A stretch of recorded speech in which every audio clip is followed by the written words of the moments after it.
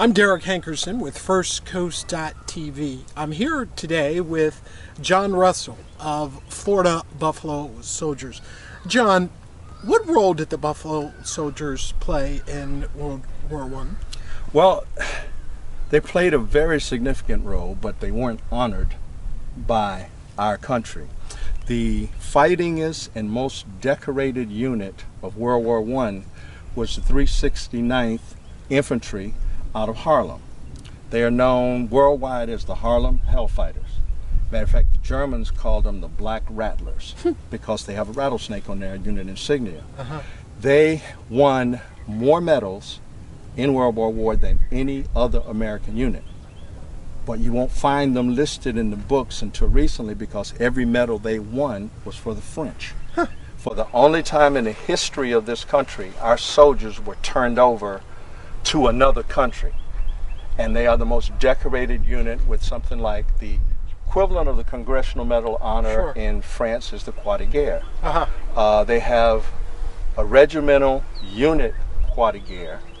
They have individual, at least 129 Negro soldiers won the Croix de Guerre medal, and 2 of them won the Croix de Guerre avec plume, which is the highest honor that France can give. But until recently, the unit had no American medals. What part of your uniform is authentic, or which part of the uniform is not authentic? It's completely authentic. This is the uniform that the military switched to in 1904 when Teddy Roosevelt changed and unified our American military. It is designed for a little bit more comfort for the wearer because before that they wore 100% wool. No matter what the conditions, in Florida or in northern Montana, you had on a wool uniform 24/7. And so after the Spanish-American War, when we lost so many soldiers to heat because of the equipment the uniform they were wearing, Roosevelt, when he became president, came home and said, we need to unify the Army and change and get our soldiers better gear. How many regiments of the Buffalo Soldiers are there? Well, initially there were 4. The 9th and 10th Cavalry, well actually 6.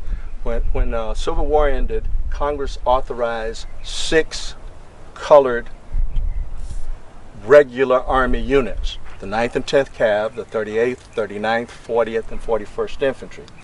But in '67, when the military downsized, the infantry units were reduced to 2. The 38th and the 41st became the 24th Infantry, and the 39th and 40th became the 25th Infantry. And those are the 4 regiments most closely associated with the 1800s Buffalo Soldiers. The Buffalo Soldiers were involved in San Juan Hill and also in saving President Roosevelt. Can you expound on that? Well, historically, it's been the Rough Riders charging up San Juan Hill, yada yada. But the reality is, the Rough Riders were next door at a place called Kettle Hill, under fire from the Spanish. In fact, they were in the initial charge out of the tree line. At least 25% of Rough Riders got gunned down by the Spanish machine guns. Next to Kettle Hill, which was a far taller hill, was San Juan. And the 9th Cavalry, the 10th Cavalry, and a white unit, I think 3rd National Guard unit out of Pennsylvania, actually took San Juan Hill. And after they took San Juan Hill, they turned their fire to Kettle Hill, provided cover for the Rough Riders, and they came out. In fact, on that battle at San Juan Hill, the Spanish saw the 9th and 10th Cav especially, and they called them the Smoke Yankees, because they scared them to death.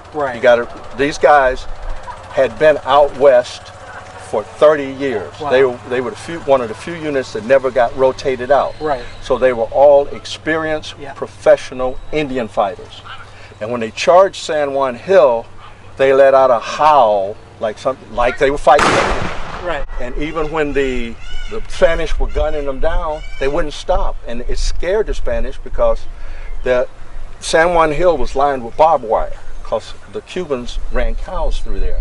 And these Buffalo Soldiers were throwing themselves on the post, knocking the barbed wire down, and charging and fighting.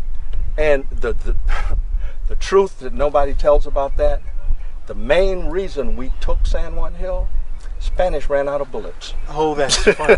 They ran out of bullets, and then they saw the smoke Yankees, right. So they ran. They ran. Yep. So my last question is, why don't more Americans know about the Buffalo Soldiers and the role that they played in American history, American military history? The truth of the matter is the people in charge write the history. As I'm sure you've had somebody say, it's his story. His story. And historically in this country, everything that the powers that be could do to minimize the role of the Negro, colored, black soldier, even the Jewish soldier, even the Puerto Ricans from Korea. Everything that could be done to minimize those efforts was done, because for years our leaders didn't want, and by our I mean the white leaders, didn't want the Negro male to appear as a man because they felt threatened. And so you don't tell the story. You've probably seen some movies that were based on the exploits of the 9th and 10th Cav. But instead of somebody that looks like you or me, they had John Wayne or Clint Eastwood or Randolph Scott. But the story that they're portraying was actually performed by Negro troops. The Lone Ranger. Bass Reeves. The story is basically based on him and his Negro Cherokee sidekick, but he changed colors. Thank you very much, John. No I appreciate your time today.